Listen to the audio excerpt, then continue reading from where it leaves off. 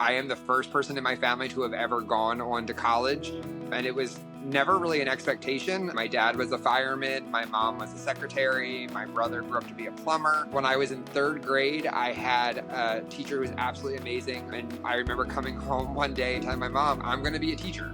When I taught AP courses, I could see my AVID kids had a foundation and like a preparedness for those AP classes that my non-AVID kids didn't, because they had a support system, they had someone that they could fall back on who would help prepare them for what does AP level work look like. So then when I became an administrator, based on what I had seen, this is how I could help kids be successful in education, how I could help them persist to graduation and take that step beyond graduation. This is how I was going to set them up for success. So that's really why I've kind of bought into it lock, stock, and barrel. And we've gone from we're just an AVID school to we're an AVID school-wide site of distinction, because I know that this is important for every kid, not just my kids who are sitting in the elective courses.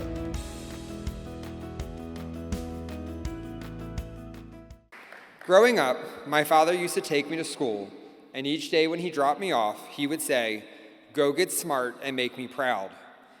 As I grew up, the sentiment never changed, but the wording did. When I decided to become a teacher and then an administrator, my dad would always say, "You've made us proud, now go make us better." My first week as a principal, my dad had a stroke and passed away. But before he died, he made me promise to continue to do the work to make the community better. And that promise is what I take with me every day of my career. Every day I walk into my school with one main objective: to make my school, my students, and my community better. 5 years ago, I was selected to be the principal of my dream school, Patapsco High School and Center for the Arts in Baltimore, Maryland. I went into this job like so many other people do, excited to change the world, because Patapsco is not just any school, it is my school.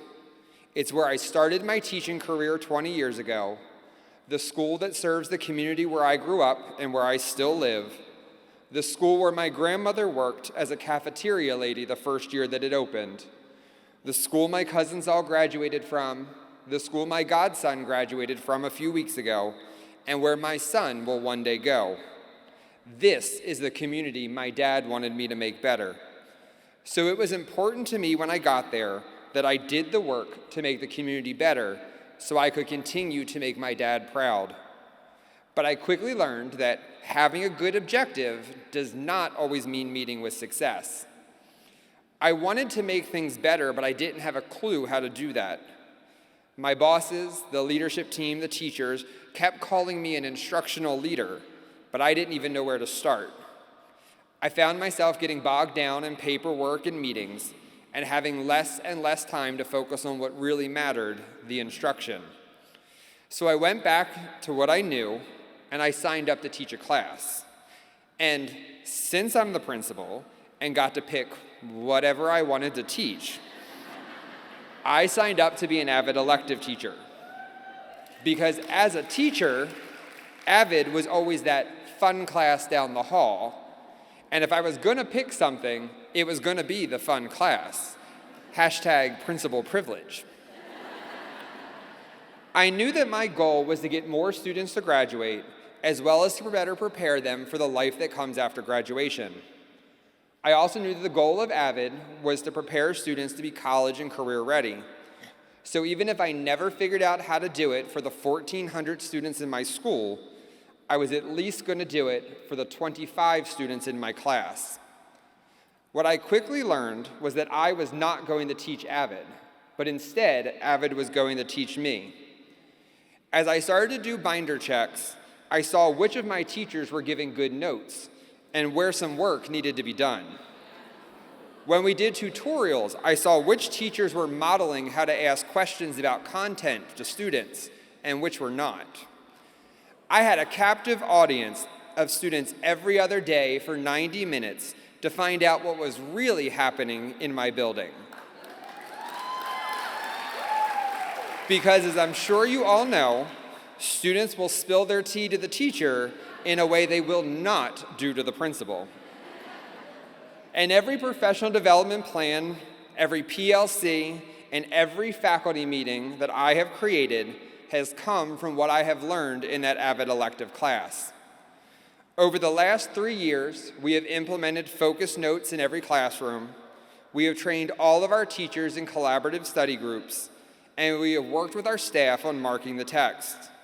And if you don't believe me when I tell you that AVID makes a difference, let this recovering math teacher hit you with some numbers. Over that same 3-year period, our failure rate dropped 9.3%. Our test scores increased 6% in math and 10% in English. Our enrollment in college-level courses increased by 3%. Our number of students making honor roll has more than doubled. And this year, the class of 2024, the first class to get the benefit of all 4 years of what I've learned in this class, saw a 4.8% increase in our graduation rate.